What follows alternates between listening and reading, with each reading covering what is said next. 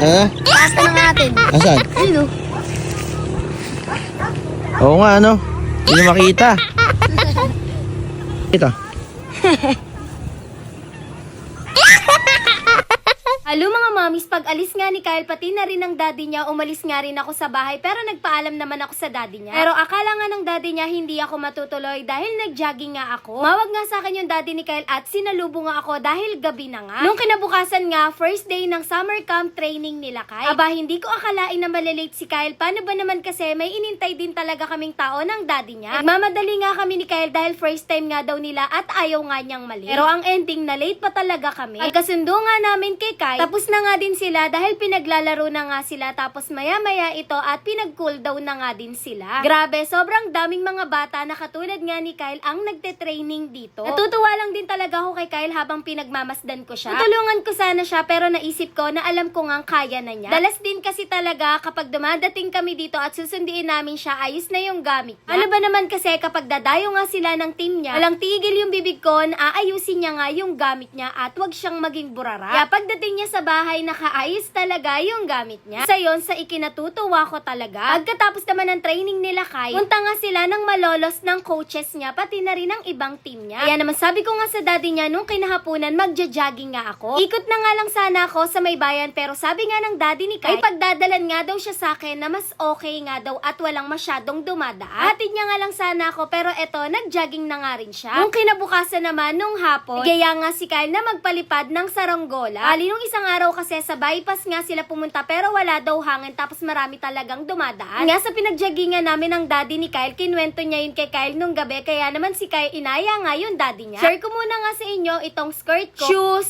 earphone, at yung damit ko. Galing lahat yan sa pag-affiliate ko. Grabe, sobrang solid at sobrang ganda talaga. Lalo na yung quality, pero ang mura lang talaga. Check nyo na lang yon sa yellow basket ko. Bali, nauna na nga dito si Kyle, pati na rin si Papa, at inintay nga ako ng daddy ni Kyle. Dahil gumayak pa nga ako. Dating nga namin, tuwang-tuwa na nga si Kyle para nga daw makapagpalipad na nga daw siya ng saranggola. Habang iniintay ko na nga muna sila dito sa isang gilid at tinitignan ko na nga muna. Habang nandito nga ako sa isang gilid, nag-i-stretching na nga muna ako. Ayaw na nga munang itry ni Kyle dito at nauna na nga yung daddy niya. Bali, nagpapalipad nga din pala dito si Papa. Dami nga din talagang bata dito at tinitingnan magpalipad sila ng saranggola. Medyo nagmamasid at nahihiya pa nga talaga dyan si Kyle. Tawang-tawa nga kami, paano ba naman kasi habang nagpapalipad nga yung daddy ni Kyle dito ng saranggola, umabit sa puno dahil nga natanggal yung tanse. Kala nga ni Kyle hindi na talaga niya magagamit, pero ayon, kinuha nga ng daddy niya. Ang naiinip na nga si Kyle, kaya naman yung galing nga din na saranggola sa affiliate ko, ito at tinry na nga din ni Kyle. Alam niyo ba na bagay talaga to sa mga batang katulad ni Stanley at pati na rin pala kay Kyle. Dahil mas madali nga talagang paliparin to kesa nga dun sa medyo malaki. Kaya maya nga lang ito at kinuha na nga ni Kyle sa daddy niya dahil naiinip na nga daw siya. Na-try na nga muna sa kanya ng daddy niya at katabi niya pala dito si Papa. Abay, nagulat kami dahil nagkabungguan pa nga talaga, buti hindi nasabi. Kasi kung nasabit, nako, baka hindi na talaga lumipad yung dalawa na yan. Sabi ko pa nga kay Kyle dyan, tumakbo-takbo siya, titignan namin kung matibay ba talaga yung nabili nilang saranggola. Ayaw pa nga ni Kyle dahil kinakabahan daw siya, baka daw kasi masira. Pero ang sabi nga ng daddy niya, pwede naman daw at hindi naman daw yan masisira. Nalipat nga siya ng pwesto ng daddy niya dahil nagkakabanggaan nga talaga yung saranggola nila ni Papa. Nabaan nga nila yung tansi dito para mas malayo nga talaga yung maging lipad ng saranggola ni Kyle dahil nabababaan nga daw silang dalawa. Diyos ko po. Kaya maya nga lang, hindi na masyadong mainit, kaya naman nag-jogging na nga ako dito. Iwan ko na nga muna sila mag-daddy doon habang nagsasaranggola nga. Sabi ko naman sa inyo, kahit nagja-jogging ako, hindi pwedeng hindi sila kasama. Diyos ko po. Nakakailang ikot na nga ako dito, tapos nakita ko nga si Kyle, pati na rin yung daddy niya na nandoon na nga sa may bukid. Grabe, enjoy na enjoy nga talaga dito si Kyle. Kaya nga kapaguran yan, paano ba naman kasi training sila na sobrang hirap, tapos nung kinahapunan, nagyayapa nga talaga siya. First time nga lang kasi talaga ni Kyle to na makakapaglaro siya ng saranggola. Grade 4 kasi siya, naging project nila to, pero saglit na saglit lang talaga namin ginawa yun. Saglit na video nga lang noon dahil sa bypass nga namin ginawa yun. Ano ba naman kasi, ayaw din namin pabayaan nun si Kyle dahil napakadami nga talagang dumadaan doon. Pero dito, ayan, kahit siya nga lang mag-isa dito sa may bukid, tuwang-tuwa talaga siya. Pahiyaw na nga lang si Kyle dyan habang nagsasaranggola siya. Paano ba naman kasi, napakarami talagang sheep dito at nagulat talaga siya. Tik na nga daw siyang habulin, kaya naman pinuntahan siya kaagad ng daddy niya at pinalipat nga siya ng pwesto. Buti na nga lang talaga at dinala kami ng daddy niya dito sa spot na to. First time nga lang din talaga ni Kyle makapunta dito kahit ako naman. Mas okay pala mag-jogging at magpalipad ng saranggola dito dahil mas mahangin nga dito. Tapos mas safe pa nga lalo na nga sa mga bata dahil wala naman dumadaan ng mga sasakyan dito. Dami ko na nga din talagang pinawis dito, nagpahinga lang ako saglit. Yung naaliw din kasi talaga ako dito kay Kyle, paano ba naman kasi nagtatatadalon nga yan. Dahil enjoy na enjoy daw talaga siya. Hindi nga din talaga nakasama si Stanley It at hindi na rin sila sumunod. Pagod na nga si Kyle kaya naman nagpahinga na nga muna siya. Tapos maya-maya pinuntahan na nga ako ng daddy niya at uuwi na nga daw kami. Tapos niligpit na nga nila yan. Yun lang. Thanks for watching. Bye-bye.